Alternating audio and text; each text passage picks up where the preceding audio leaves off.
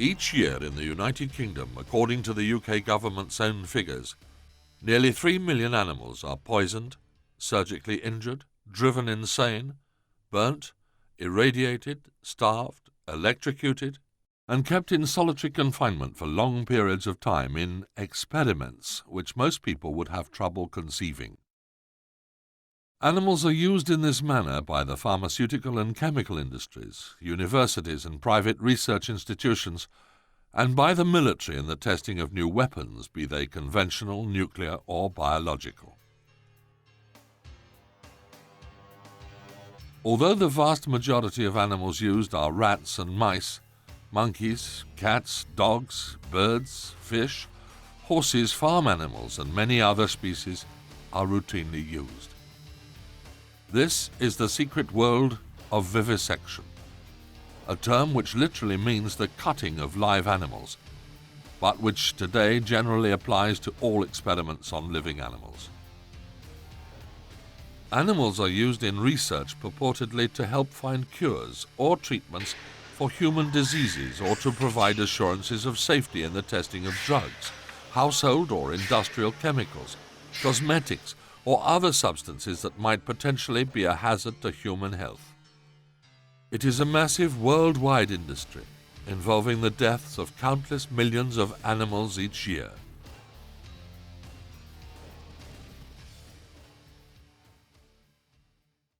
The fundamental stance against vivisection by many people is simple, that it is morally wrong to torture and kill animals, and in an ideal world this would be the end of the matter. However, those who defend vivisection have a different version of morality, one that states that if a species or race considers itself superior, that is sufficient reason to use supposedly lesser creatures in whichever way it thinks fit. However, it is an unfortunate fact that many people, taken in by a relentless stream of propaganda from an industry-beholden media, are convinced that the solution to the diseases plaguing mankind is through animal experimentation, and that the whole argument is one of animal rights versus human rights. Unfortunately, it is, however, a fact that those who benefit from vivisection's continuation are very happy with the notion of animal rights, knowing full well that this in no way challenges the existence of vivisection, and that the vast majority of people will always put human beings before animals.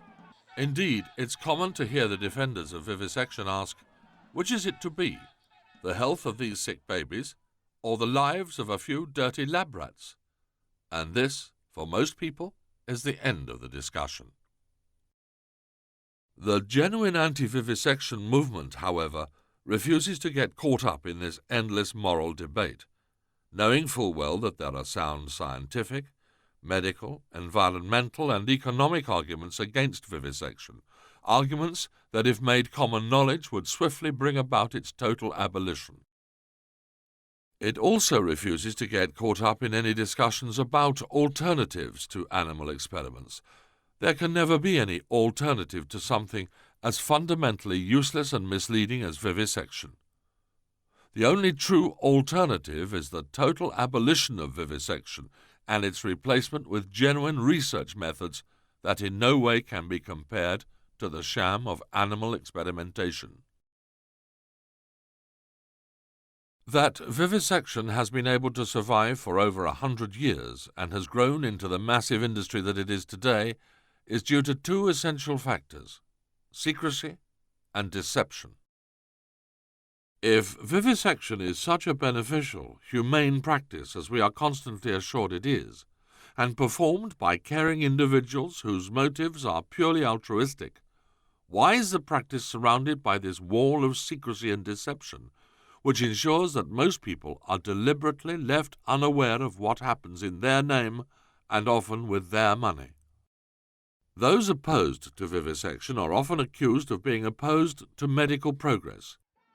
But in reality, many of those who speak out against vivisection do so in the knowledge that vivisection, as well as being unforgivably cruel to animals, is so misleading as to be hazardous to human health. Indeed, within the medical profession itself, there is a growing movement of doctors and scientists prepared to speak out against animal experiments, and groups of doctors opposed to vivisection exist in many countries, including Britain, with Doctors and Lawyers for Responsible Medicine. In fact, there is a long history of those within the medical profession who have been opposed to animal research. More recently, a survey commissioned by Europeans for Medical Progress of 500 general practitioners in August 2004 showed a staggering level of distrust in results obtained from animal experiments, with 82% concerned that animal data can be misleading when applied to humans, and 83% supporting an independent scientific evaluation of the clinical relevance of animal experimentation. Well, for the benefit of medical science, I agree that vivisection or animal experimentation should be stopped. And there are a lot of reasons to that. The most important is that it is simply misleading, and the past and the present both testify to this. The animals are unique in their own ways. Every creature is, but they are not exactly like the human model. They're different. So the great advances that brought us where we are, they do not owe their existence to animal experimentation, period. And I firmly believe that animal experimentation does inevitably leads to human experimentation, something that we want to avoid. In order to eliminate vivisection, the best way to go is to educate ourselves, our own families, our friends, our work colleagues, our community, the world at large. They should know the facts as they are. I do certainly agree that animal experimentation or vivisection should be abolished for the reasons I just mentioned. Scrutiny of the facts does not substantiate the claims of those who say that animal research is a necessary evil. In reality, there is no choice to be made between babies or dogs, as the advocates of vivisection would have us believe, but simply a choice between genuine science and false science. One certainly does not need to be an expert to realize that vivisection is, as described by ex-vivisector and author of Vivisection or Science, Professor Pietro Croce, a methodological error which has led medicine astray and which ultimately can never be of benefit to people. The reasons for this are fundamental. The survival of vivisection is based upon three basic arguments. Firstly, that it is possible to recreate a naturally occurring human disease in an animal, what vivisectors call an animal model of a human disease. This is, however, impossible. Diseases, artificially induced in animals, have nothing in common with naturally occurring human diseases, which arrive in people spontaneously due to a variety of, sometimes unknown factors. Although we do know that exposure to certain environmental factors and unhealthy lifestyles over a number of years are responsible for many of the diseases that afflict mankind. Vivisectors often talk about creating a similar disease, but in the world of true science, the word similar is meaningless. The second false claim of the advocates of vivisection is that it is possible to learn about the human body and how it works by looking at animals. For instance, vivisectors attempt to learn more about the human immune system, the inbuilt system that protects us from disease, by experimenting on animals. But the immune system of animals is different to that of humans. Dogs are able to drink from muddy puddles without harm, while cats are able to clean themselves by licking dirt from their bodies, and rats are able to thrive in the filth of the sewers.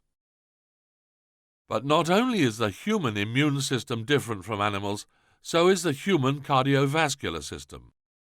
The structure of our skin and eyes, muscles and bones are also different. We're also different socially and have different dietary needs. All species are different genetically. The third false claim in support of vivisection is that it is possible to predict human reaction to drugs and other chemical substances by testing them in animals. However, animals can in no way predict the human response to drugs due to differences in the way each species will react to them, and the different rates at which drugs are eliminated from their bodies. In the UK, all drugs are first tested on animals before they're given to people. The consequence of this is that the newspapers are, on an almost daily basis, reporting the removal of one drug or another following adverse effects in people, having led to horrific side effects, injury and death.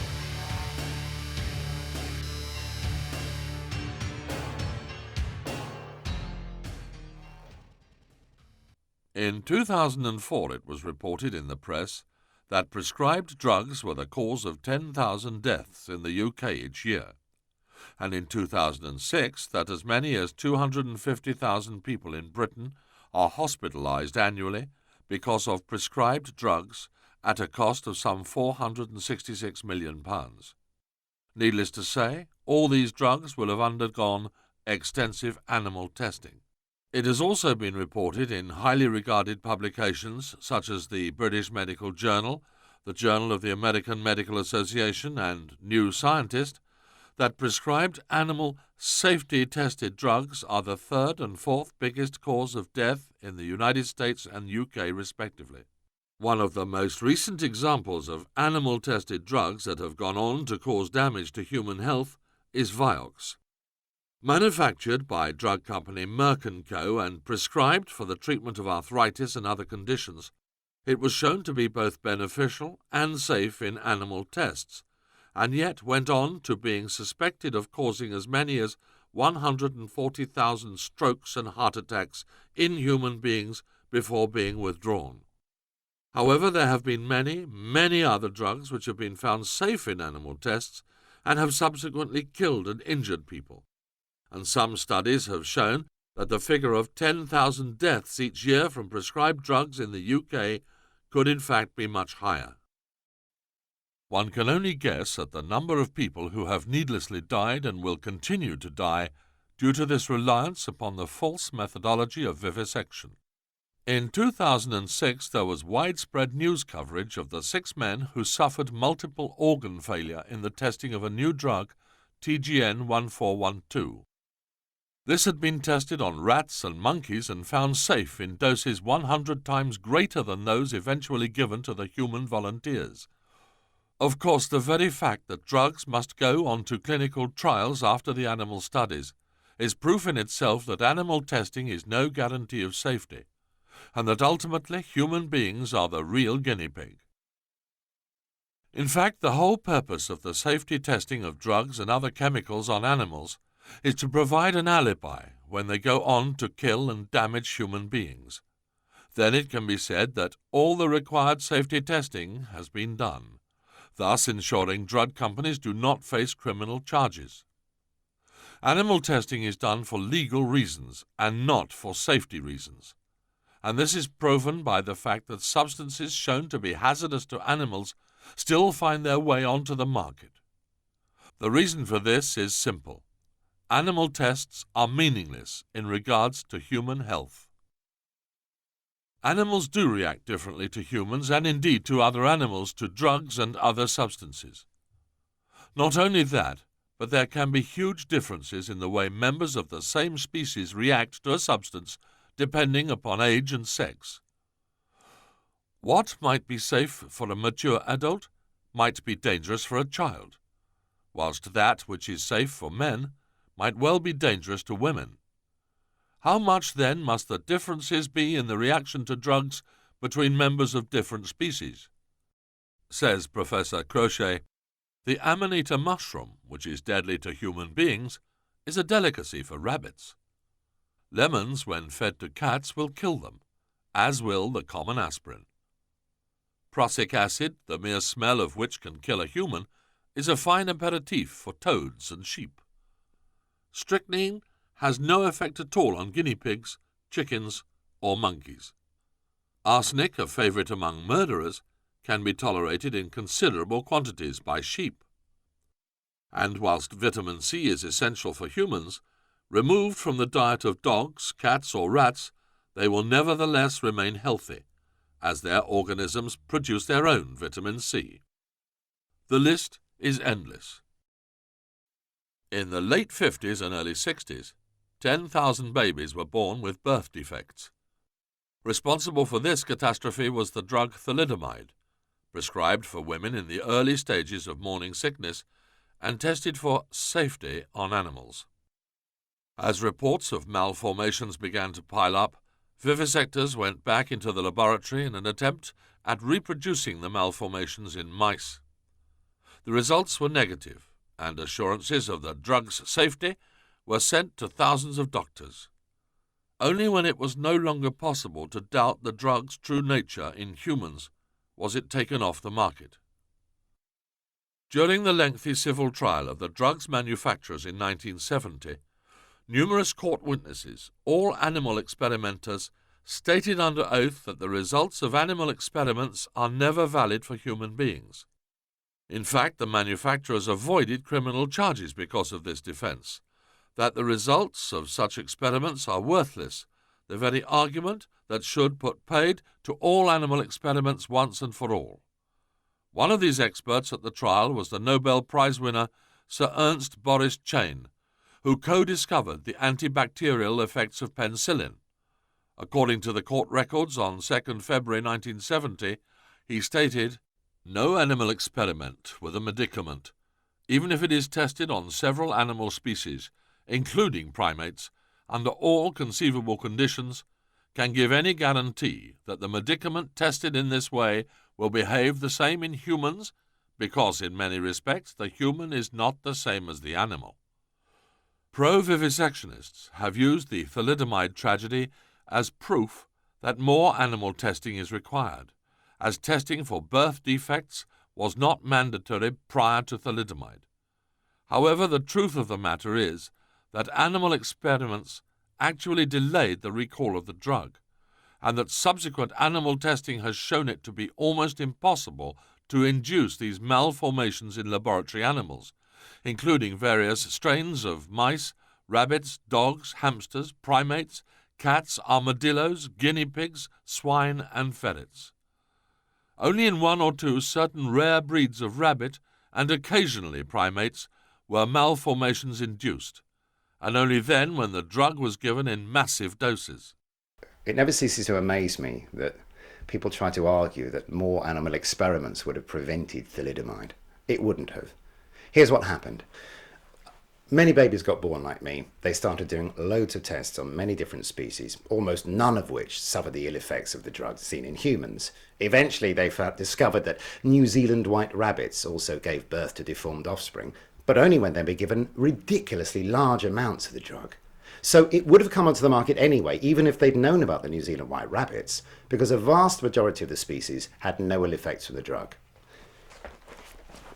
The Journal of American Medical Association in 1975 state that it had been established that man is 60 times more sensitive to thalidomide than the mouse, 100 times more than the rat, 200 times more sensitive than the dog, and 700 times more sensitive to thalidomide than the hamster. And those are all species that are very popular with animal experimenters. So what we draw from that is this. Today, if thalidomide was trying to be marketed by some scientists to go onto general release, the weight of evidence from animal experiments would suggest that yes, thalidomide is perfectly safe to use. Since thalidomide, all drugs and thousands of other chemical substances which find their way into the environment have been tested on animals in an attempt at avoiding human birth defects. In the wake of this increased animal testing, in the 5 years to 2002, birth defects have risen by 50%, with 1 in 16 babies now being born having some type of defect, according to the Birth Defects Foundation. Medical advances have also been delayed for many years due to reliance upon animal experiments, such as the introduction of the antibiotic penicillin, which was initially deemed unsafe due to the results of tests on guinea pigs to which it is hazardous. It was by good luck that in the initial toxicity tests we used mice, because if we had used guinea pigs, we would have concluded that penicillin is toxic. Sir Howard Florey. Meanwhile, misleading animal experiments have often been hazardous to human health in other ways. One example being the knowledge of the dangers surrounding smoking, which was delayed because of misleading results of tests on animals. We are told by those who defend animal experiments that vaccines have been responsible for the eradication of infectious diseases, and thus we owe an enormous debt to the role of animals in their development. In reality, vaccines were not responsible for the decline in infectious diseases, which was accomplished largely due to improved social factors, housing, sanitation and nutrition. As can be seen in the following graphs, the diseases were well into decline, and in some cases almost off the graph, before the introduction of the vaccines. The suggestion on the part of the vivisectors that vaccines derived from experiments on animals have been the cause of the decline of infectious diseases is simply not true. Furthermore, there is evidence to suggest that vaccination might well be responsible for a worldwide epidemic of immune and autoimmune disease conditions, encephalitis, autism, asthma, epilepsy, multiple sclerosis, ME, diabetes, meningitis, cot death, learning and behavioral problems, social violence, and criminality. Concerned parents are advised to learn more about this subject before deciding whether to have their children vaccinated, and there are numerous good websites and books on this subject, with Vaccines, Are They Really Safe and Effective? By Neil Z. Miller being particularly recommended.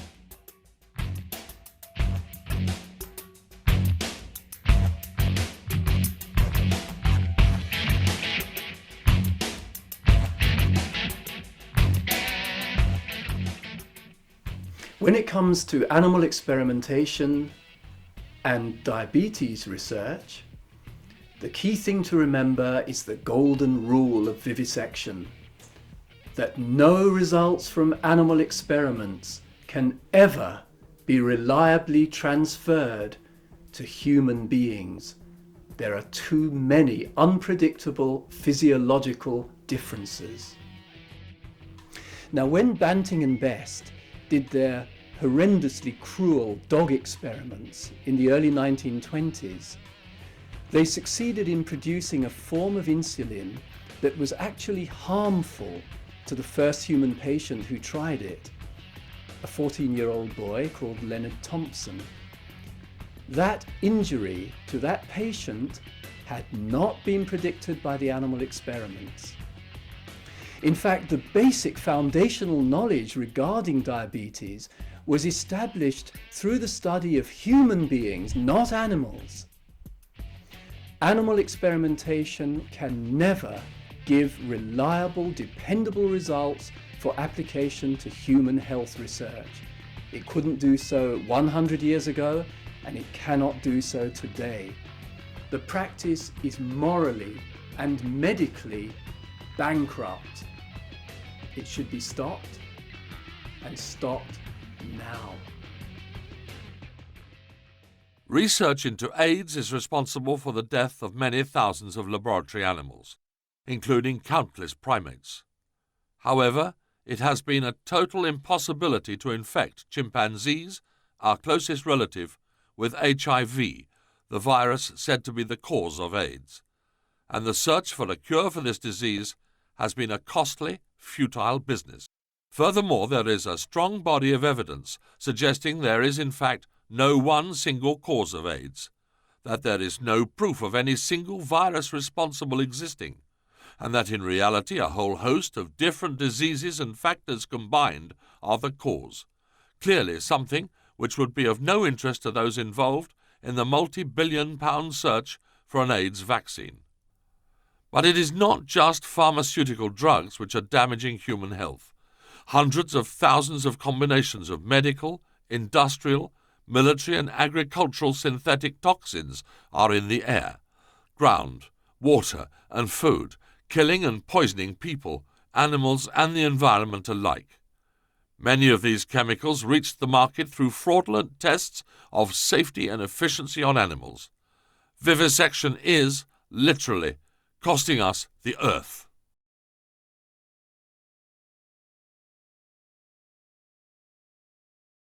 In 1950, the cost to the British National Health Service was around £350 million. The inflationary equivalent, some 55 years later, is around £6.5 billion. Approximately 1/12 of what the NHS is now actually spending, over £76 billion annually. With rising ill health and rising NHS expenditure, an economic disease gridlock is only a matter of time. Despite decades of animal research at a cost of billions of pounds and animals' lives, human health continues to decline in many areas, despite, or more likely because of, our reliance and faith in animal experiments and testing. Some recent government figures show that 45% and rising of adults report chronic ill health or disability, and this rises to 60% in the over 65s.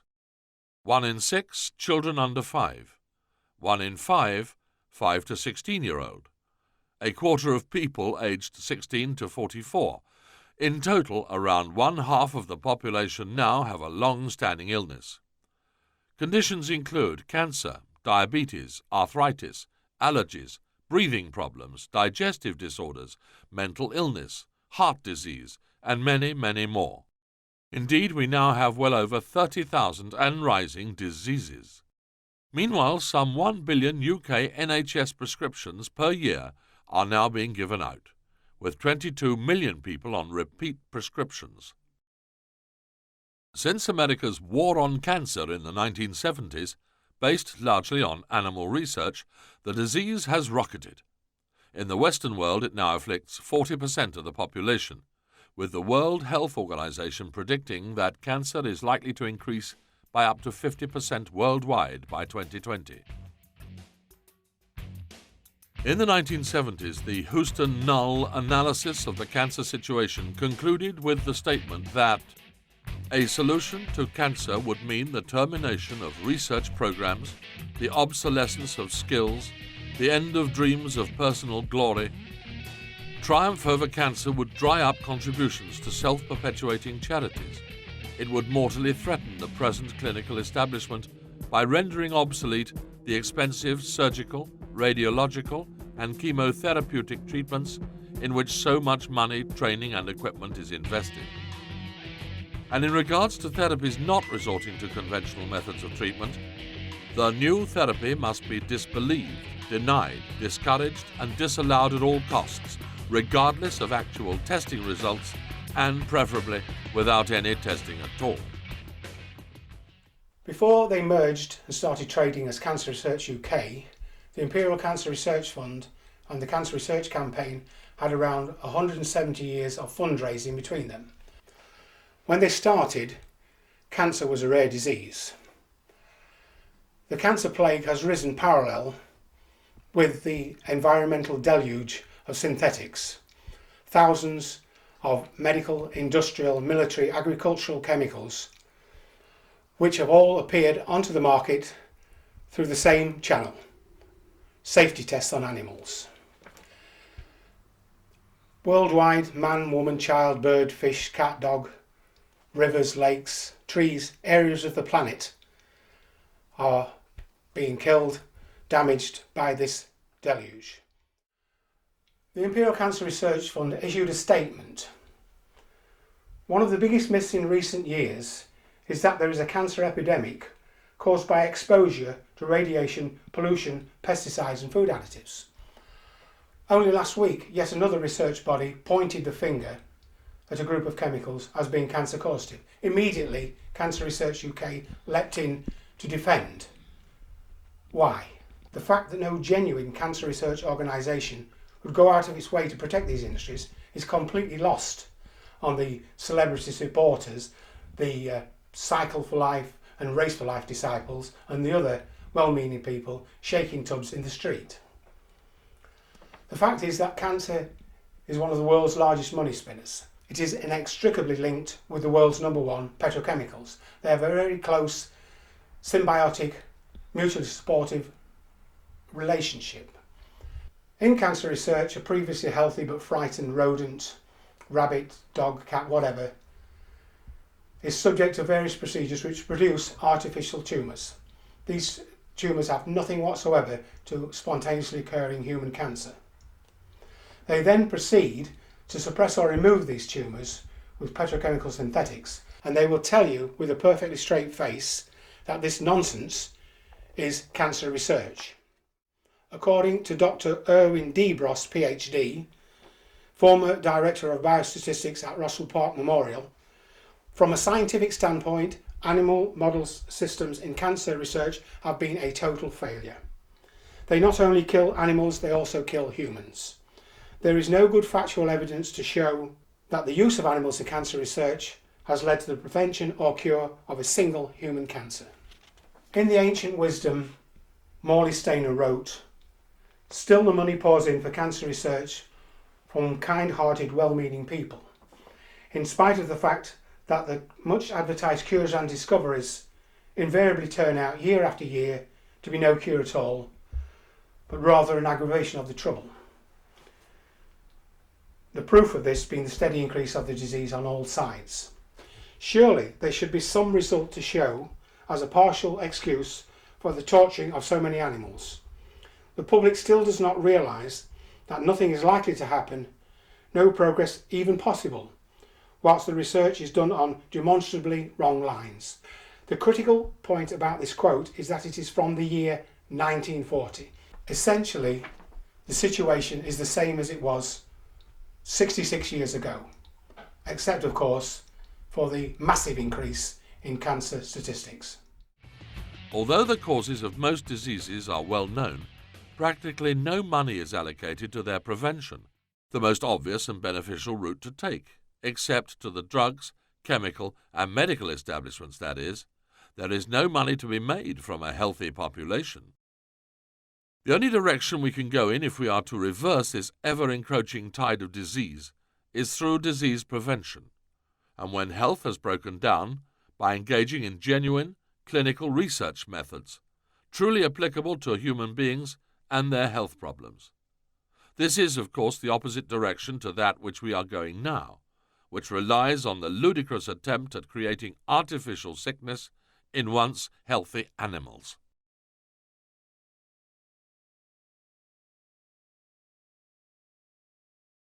So why does vivisection continue despite its proven worthlessness? The simple answer is money.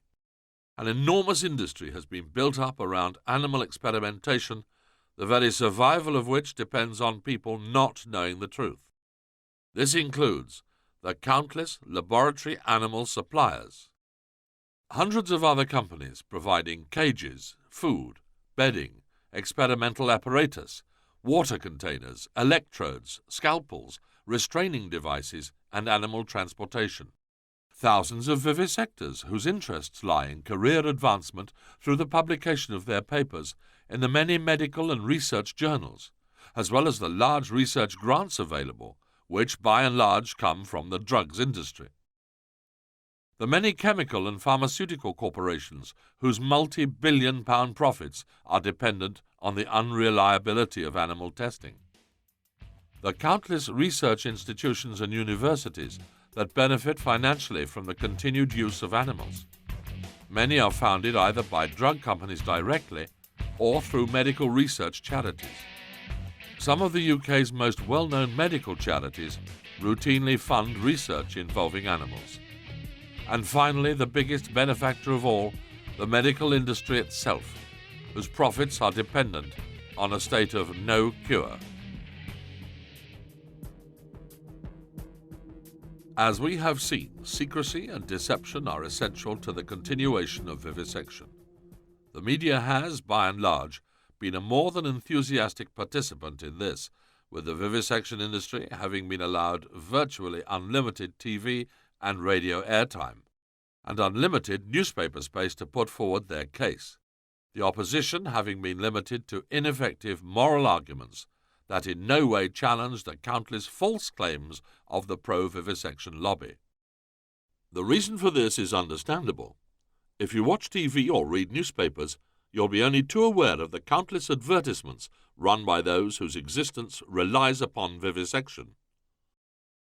Besides pharmaceutical drugs, animals are used in the testing of cosmetics and hair dyes, petrol, brake fluid, and other automotive products, detergents, oven cleaners, herbicides and pesticides, disinfectants, toothpaste, and other body care products, paints, dyes, and solvents, food additives, artificial sweeteners and colorings, and thousands of other chemical substances that might be toxic for mankind.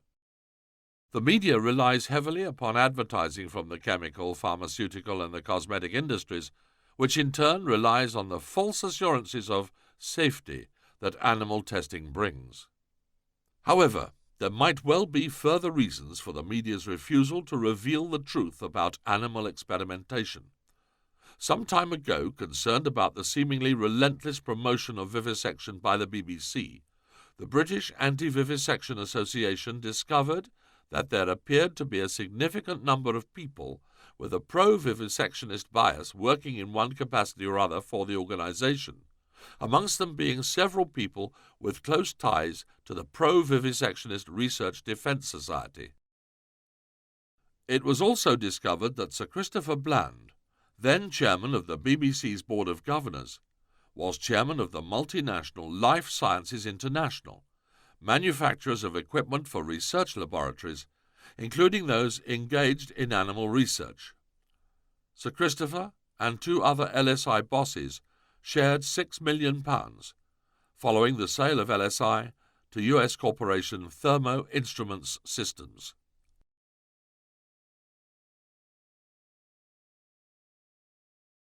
In 2004, it was revealed in a letter from Home Office Minister Caroline Flint to parliamentary questions by Mike Hancock MP that the government has not commissioned or evaluated any formal research on the efficacy of animal experiments and has no plans to do so. If no research has ever been conducted into exactly whether vivisection works or not, one must question the reason for the government's enthusiastic support of it, including in 2006 Prime Minister Tony Blair's widely reported signing of an online petition in support of vivisection, a whole host of new laws designed at curtailing once legal, peaceful protest, spending £150,000 of taxpayers' money on legal fees for Oxford University in its plans to build a new vivisection laboratory, and allocating a reported £100 million underwriting the costs associated with new animal research facilities in the UK. One reason for all this might be the appointment in 1997, 6 months after New Labour's election victory, of billionaire David Sainsbury, whose donations to the Labour Party since 1994 total over £11 million, to the House of Lords as Lord Sainsbury. In 1998, he was made Science Minister and has extensive investment in the biotech industry, with a financial interest in genetically modified crops and a close association with those within the pharmaceutical industry.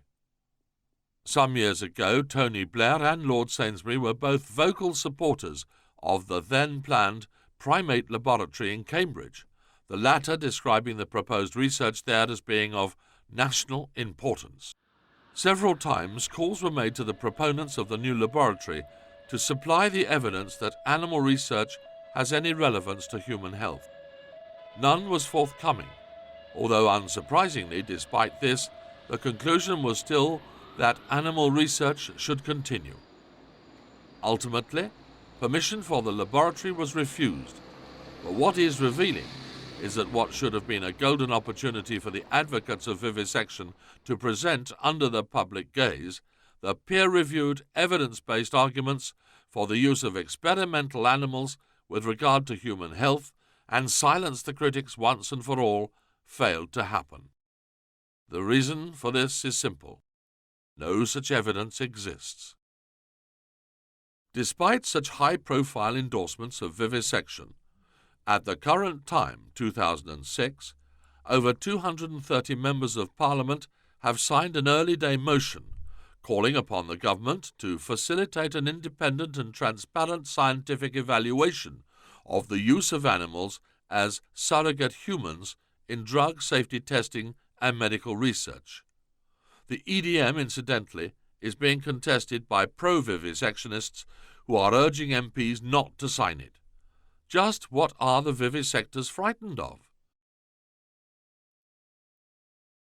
In July 2006, Prime Minister Tony Blair unveiled a report entitled Protecting People from Animal Rights Extremists, a Progress Report, which boasts the unsubstantiated claim that hundreds of millions of people have benefited from animal research, a statement in direct opposition to the facts that animal research has been responsible for the suffering and death of countless people.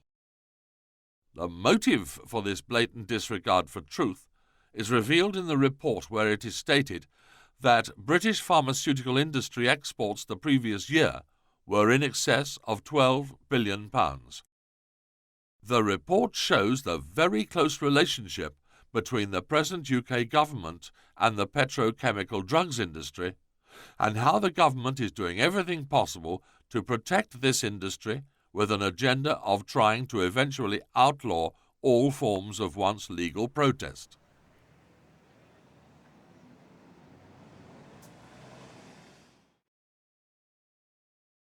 In the coming year, another 3 million animals will suffer and die in British vivisection laboratories in experiments which are as useless as they are cruel, whilst many more thousands of human beings will also fall victim to the false methodology of vivisection.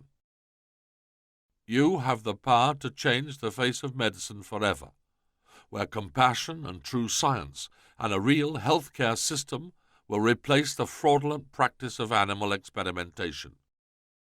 Learn all you can about vivisection and share this information with others. Read Hans Rusch's books Slaughter of the Innocent and Naked Empress, and the numerous other good books available on this subject. Avoid charities that use your money to finance vivisection, and always look for the cruelty-free logo on your cosmetic and household products.